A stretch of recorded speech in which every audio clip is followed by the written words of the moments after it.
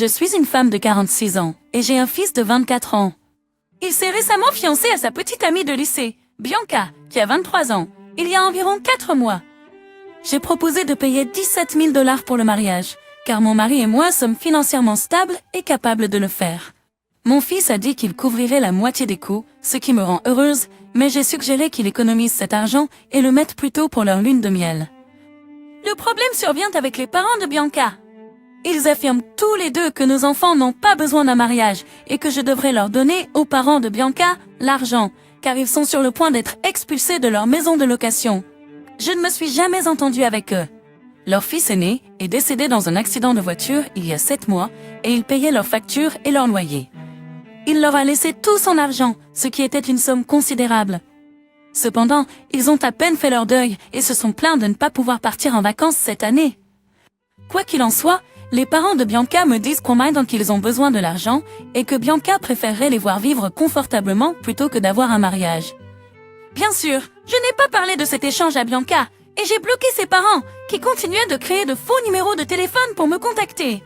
Ils ne lui ont même pas demandé l'argent car elle a dit non à chaque fois et a peu de contact avec eux. Elle les invite seulement au mariage parce que mon fils a dit que cela leur ferait plaisir puisqu'ils ont toujours voulu la voir se marier. Leurs points de vue sont très misogynes et démodés. Ils s'attendaient à ce qu'elle soit une mère au foyer, ce qu'elle ne sera pas à moins qu'elle ne change d'avis à l'avenir. Leur dernier message m'a fait remettre en question si j'avais tort. Ils ont prétendu que je couvais mon fils et que si je l'aimais vraiment, je ne le forcerais pas à avoir un si grand mariage à cause de son anxiété sociale. Toute sa vie, mon fils n'a jamais aimé la foule et a même fini à l'hôpital une fois en s'évanouissant lors d'une présentation en classe à l'université. Ils ont dit que si j'étais une bonne mère, je les laisserais se marier devant un juge ou avoir un petit mariage avec seulement moi, mon mari, eux et quelques autres membres de la famille proche, au lieu d'avoir 100 à 200 personnes, y compris des parents éloignés et des amis. Mon fils a exprimé sa peur du mariage, mais il a hâte, car il attend depuis toujours de voir Bianca marcher vers lui dans l'allée. Le simple fait qu'elle soit à ses côtés suffit pour qu'il le fasse. Bianca était consciente de son anxiété et a même proposé de signer les papiers de mariage au lieu d'avoir un mariage. Cependant, mon fils veut que son rêve d'un beau mariage se réalise, alors il est prêt à être à ses côtés lors du mariage et à prononcer leurs vœux devant une foule. Ai-je tort de ne pas aider la famille de Bianca et d'avoir un petit mariage avec seulement notre famille proche? Et dis, je ne m'entends pas avec les parents de Bianca. Lorsque leur fils est décédé, ils n'ont pas prévu de funérailles et ont plutôt forcé Bianca à les payer et à les organiser, puis ne sont apparus que pour environ la moitié de la cérémonie. J'étais là, en larmes, car même si leur fils n'était pas la meilleure personne, il ne pourrait jamais retrouver sa vie et ne verrait jamais sa sœur se marier, sa fille terminer ses études universitaires ou être grand-père. Aucun de nos parents n'est handicapé. Le mari a été licencié il y a plusieurs années et sa femme n'a jamais travaillé. Donc ils ont utilisé leurs importantes économies de retraite pour vivre de manière extravagante. Et puis, quand cela s'est épuisé, ils ont dit à Bianca d'abandonner ses études et de revenir dans leur ville pour travailler afin de pouvoir s'occuper d'eux. Elle a évidemment dit non, alors ils ont simplement pris l'argent de leur fils jusqu'à ce qu'il décède. Mon fils est catégorique à propos de ne pas leur donner d'argent non plus, car ils l'ont approché et ont menti, prétendant que dans leur famille et leur culture, le futur mari doit donner de l'argent à ses futurs beaux-parents chaque mois jusqu'au mariage, pour montrer qu'il peut subvenir à ses besoins et à ceux de sa femme. Bianca est devenue furieuse lorsque mon fils lui a demandé si c'était vrai, ce qui évidemment ne l'était pas, et il ne leur a pas donné d'argent depuis. J'ai payé leur loyer 1 ou 2 fois, juste après le décès de leur fils, avant qu'ils ne reçoivent son héritage, c'est pourquoi je pense qu'ils ont eu l'idée que je paierais leur loyer chaque fois qu'ils en auraient besoin. Sur quelle planète pourrait-on être idiot de ne pas donner de l'argent à ces sensueux? Mariage ou pas mariage, ils n'obtiendront pas votre argent. Qui demande de l'argent aux beaux-parents de ses enfants? Pas l'idiot 1000 fois.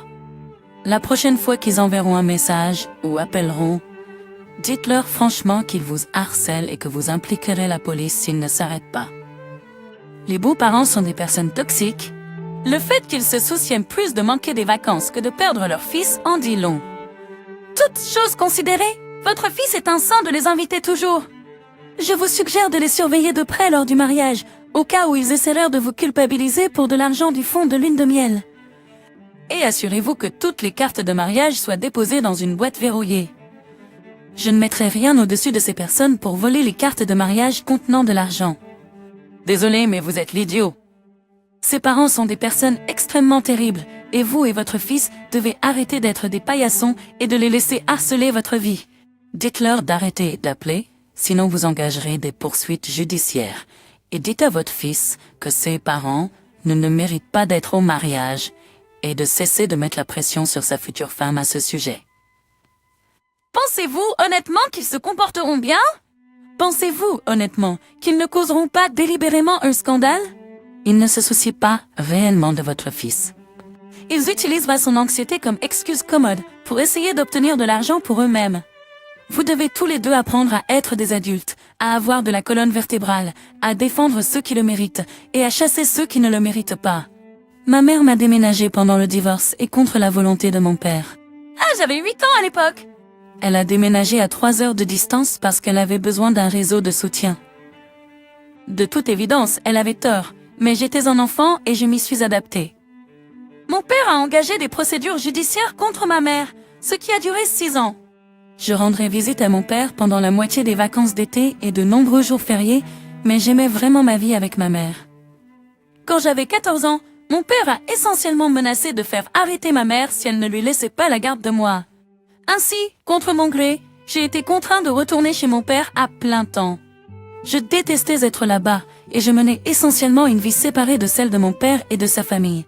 Quand j'avais 16 ans, mon grand-père est décédé et a légué sa société à ses 2 fils, mon père et mon oncle, ainsi qu'à moi. Nous avions tous un tiers de propriété. Mon père et mon oncle ont eu plus d'enfants, mais mon grand-père n'a jamais mis à jour le testament. Ma famille dit que c'est parce qu'il était trop vieux pour se souvenir. C'est là que je pense que j'ai été idiot. Comme j'avais 16 ans, je ne savais pas mieux. Et mon père et mon oncle géraient la société eux-mêmes. Mais quand j'ai eu 18 ans, mon père et mon oncle m'ont parlé de diviser la société en parts égales entre eux afin de la partager équitablement entre tous les petits-enfants. Je recevrais un paiement en espèces de 300 000 $ pour ma part. Mais j'ai parlé à un avocat de mon côté et j'ai refusé d'accepter. De plus, j'ai demandé ma part des bénéfices des 2 dernières années et j'ai dit que je ferais partie de l'entreprise à l'avenir tout en allant à l'université. Cela a rendu la vie extrêmement difficile pour mon père. Mon oncle est extrêmement amer qu'un seul petit enfant obtienne une part énorme, et mon père me paie maintenant ma part des bénéfices des 2 dernières années de sa poche juste pour maintenir la paix. Suis-je l'idiot? Peut-être que s'il n'y avait pas eu un énorme hic, il y aurait un petit élément moral à cela. Ils n'avaient pas déjà mis en place un système pour accumuler ma part des bénéfices. Ils les prenaient en juste pour eux-mêmes. Sans oublier que je ne croirais pas une seconde qu'ils prévoient de partager l'entreprise avec mes cousins, peut-être dans leur propre testament. Mais de toute façon, tout le monde sauf eux serait lésé. Je vous suggère fortement de laisser votre avocat gérer toute discussion ultérieure sur l'entreprise et de vous assurer de continuer à obtenir votre tiers. Ensuite, profitez de votre expérience universitaire et restez avec votre mère pendant les vacances, maintenant que vous êtes adulte. Je suppose que l'entreprise vaut plus de 900 000 $. Le potentiel de gain, en tout cas. Votre père et votre oncle auraient dû me payer pendant 2 ans. Désolé, votre père maintient la paix avec son frère, mais ne se soucie pas de la mère de son enfant ou de s'assurer que je me sente le bienvenu. Corrigez-moi si je me trompe, mais 300 000 $, c'est beaucoup d'argent.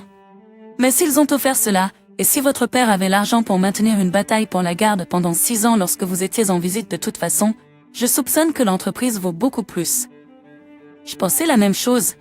Votre grand-père n'a probablement pas oublié de mettre à jour son testament. Il a fait le choix de vous nommer copropriétaire de l'entreprise. Je suis sûre que votre père avait ses raisons de vous forcer à déménager, mais on dirait que vous avez trouvé un moyen de tirer le meilleur parti d'une situation difficile. Vous êtes futé de vous défendre et de vous assurer d'obtenir votre juste part de l'entreprise familiale. Depuis plusieurs mois, ma femme agit étrangement comme une enfant. Je comprends qu'elle joue avec notre petite fille. Pourtant, cela me paraît étrange, dans la mesure où elle joue le rôle de princesse. C'est la voix et parfois les tenues dans son jeu. Aujourd'hui, notre fille voulait une mini pizza, alors elle m'a demandé d'en faire une pour elle. J'ai accepté, et puis ma femme a dit, moi aussi, parce que je suis aussi une princesse. Je lui ai dit, non, tu es une adulte, pas une princesse. Elle a ri nerveusement et a dit, d'accord, laisse tomber. Notre fille a entendu et a dit, papa, maman est aussi une princesse. J'ai juste dit, en acquiesçant, mais je ne voulais pas devoir lui expliquer. Je me suis sentie mal parce que ma femme a changé de tenue de princesse, mais je ne sais pas si cette épreuve fait de moi l'idiot. La seule réponse correcte à moi aussi, parce que je suis une princesse, aurait été « Non, tu n'es pas, tu es une reine ». Tu es l'idiot, OP. Ta femme s'investit dans le jeu imaginaire de ta fille. Penses-tu vraiment que ta femme est délirante? Penses-tu vraiment qu'elle ne savait pas si elle était une princesse ou non? Sérieusement, sors de ta bulle. Bien sûr, elle ne pense pas vraiment qu'elle est une princesse. Favoriser l'imagination comporte de nombreux avantages de croissance qui aideront ta fille à grandir. À en juger par cette histoire, je suppose que tu ne joues pas du tout avec ton enfant, n'est-ce pas? Ma femme a aussi abandonné ses vêtements de princesse. Ça m'a brisé le cœur. Tu as ressenti le besoin, en tant qu'adulte, de briser sa joie? Les princesses ne grandissent pas, et ne deviennent pas simplement des adultes non plus. Elles ont tous les âges. Tu aurais pu dire que ta femme était ta reine, comme tu aurais dû. Ce n'est pas un bon exemple pour ton enfant. Peut-être aurais-tu pu jouer avec eux et manger des mini-pizzas. L'imagination fait partie de la magie des enfants, et parfois les adultes peuvent jouer avec eux. Pourquoi tuer leur joie? Maintenant, ta fille sait que tu rends sa maman triste et lui dis qu'elle n'est pas magique. Dommage que OP soit le rabat-joie, sinon il pouvait jouer le chevalier héroïque avec sa incroyable reine de femmes qui crée de fantastiques souvenirs de cour avec sa princesse. Joue avec tes enfants. La vie adulte est ennuyeuse et écrasante. Écrasante et très surestimée. Allez créer de beaux souvenirs et propose d'être leur noble destrier licorne. Personne ne prendra ta vie adulte au sérieux, et rien de mal n'arrivera si tu la laisses quelque part pour aller jouer. Il y a environ 6 semaines, j'ai emménagé avec mon ami John, 22 ans, masculin. John et moi sommes de très bons amis depuis presque 2 ans maintenant, après l'avoir rencontré au travail. Il y a 6 mois, il a rencontré cette fille, Kat, 19 ans. Il m'en a parlé le lendemain de leur mise en relation sur une application de rencontre et m'a emmené à son lieu de travail pour la rencontrer. Elle semblait très charmante. J'étais tellement heureux pour lui. Depuis, John l'invite toujours à chaque sortie entre amis. Alors je l'ai apprise à la connaître. Nous avons beaucoup de points communs. Et pour le bien de John, je voulais être son amie. Cependant, je pense que, de la manière la plus gentille possible, elle peut être un peu impolie. Elle fait de l'art, et la moitié du temps que John complimente son travail, elle dit « Tu détestes ça, n'est-ce pas ?» Ou quand nous sortons avec d'autres amis, nous devons rentrer tôt parce qu'elle s'ennuie et que John est notre moyen de rentrer à la maison. Elle ne m'a rien fait personnellement, mais je ne l'aime pas beaucoup. Je suis heureux que John ait trouvé quelqu'un qui lui tient à cœur, mais devoir rester là et regarder comment elle agit me frotte parfois dans le mauvais sens. C'est là que le problème se pose. Hier, John et moi étions au supermarché pour faire nos courses alimentaires. Normalement, nous achetions nos provisions pour la semaine et peut-être quelques repas surgelés simples à mettre de côté pour le dimanche. Cependant, Kat vient dîner chez nous quelques fois par semaine et elle a un régime très limité. Elle refuse de manger autre chose que des plats rapides ou des repas surgelés simples. Elle a probablement ses raisons de manger des aliments spécifiques, et si cela est dû à un trouble alimentaire ou quelque chose de similaire, je ne veux pas compliquer les choses pour elle ou m'ingérer dans quelque chose qui ne me concerne pas. Le problème pour moi survient lorsque John veut maintenant acheter des repas de secours pour elle, au cas où elle n'aimerait pas ce que nous cuisinons. Cela aurait du sens, car auparavant elle mangeait ce qui faisait partie de notre menu hebdomadaire.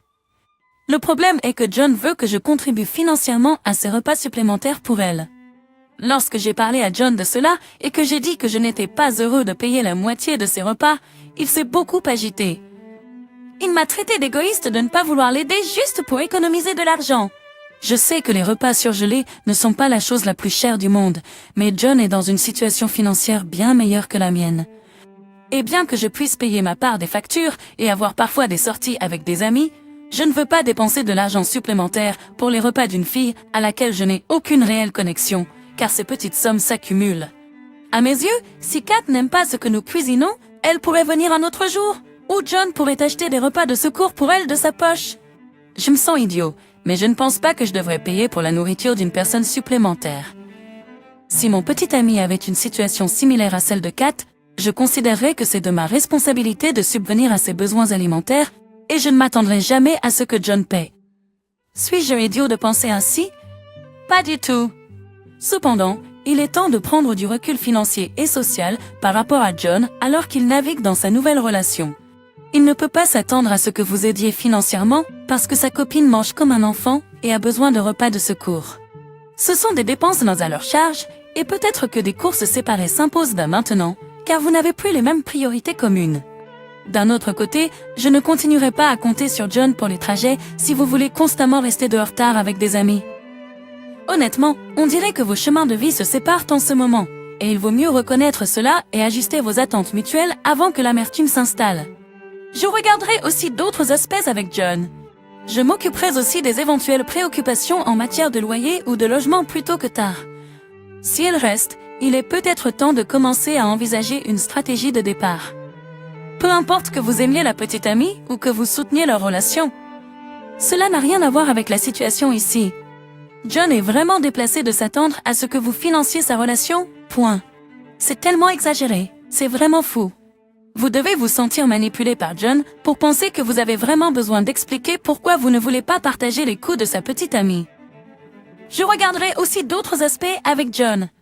La revendication qu'il démontre et votre incertitude concernant quelque chose d'aussi basique me fait soupçonner que John profite de vous de d'autres manières aussi. Je partage la garde d'un garçon préadolescent, Brian, avec mon ex. Vendredi, il a subi une commotion cérébrale de grade 2 après avoir reçu un coup à la tête par un ballon de soccer à l'école. Mon ex et moi l'avons emmené chez 2 médecins et ils ont tous les deux dit qu'il irait bien. Il a juste besoin de se reposer pendant quelques jours. Il commence le camp de vacances de printemps la semaine prochaine et ils ont dit qu'il ne devrait pas y aller avant d'avoir un suivi la semaine prochaine avec son médecin traitant. Cela a compliqué notre accord de garde. J'allais avoir mon fils toute la semaine prochaine et mon ex partait en retraite. Elle doit y aller. Je travaille à domicile, mais parfois je pourrais devoir aller au bureau et je ne veux pas emmener mon fils alors qu'il se remet d'une blessure à la tête. Mon ex et moi en avons discuté, et elle a demandé si son mari de 3 ans, Matthew, pourrait s'occuper de Brian pendant la journée, ou si j'avais besoin de travailler à mon bureau. Matthew pourrait prendre toute la semaine de congé. J'ai dit non, je vais trouver une solution. Je ne savais pas que Matthew le prenait personnellement. Je lui ai dit que j'appréciais et aimais sa volonté de s'occuper de mon fils. Brian n'est toujours pas à 100%. Je dois l'aider aux toilettes, le baigner, l'habiller, etc. Je ne sais pas si Matthew serait à l'aise avec ça. Ce n'est pas comme si Brian avait juste de la fièvre. Matthew a dit qu'il serait à l'aise avec tout ça. Et c'était juste blessant que je n'accepte pas son aide. Ça m'a un peu agacée, alors j'ai dit « parle la prochaine fois ». Pour tout ce que je sais, mon ex, ta femme, pourrait simplement te proposer. Si tu étais venu me voir directement, je t'aurais probablement utilisé. Tu es l'idiot. Ton ex et Matthew sont mariés depuis 3 ans et tu partages la garde avec eux. Probablement, Matthew a joué un rôle de père dans la vie de Brian au cours des 3 dernières années. Tu aurais pu demander à Brian s'il était à l'aise de rester avec Matthew seul. Je m'attends à ce que Brian ait pensé que tu étais fou de demander, puisqu'il le fait depuis le début.